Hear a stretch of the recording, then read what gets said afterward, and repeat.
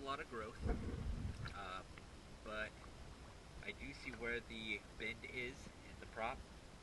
I am definitely going to have to clean the prop before we pull it, just to where I can see exactly where the other prop needs to be. I'm going to go ahead and clean the boat because I think the growth is going to come off easily of the paint. It's just some running gear that I think will be a challenge. So it's going to be me and another diver that are going to go ahead and clean it, and then we're going to go ahead and do the prop pull.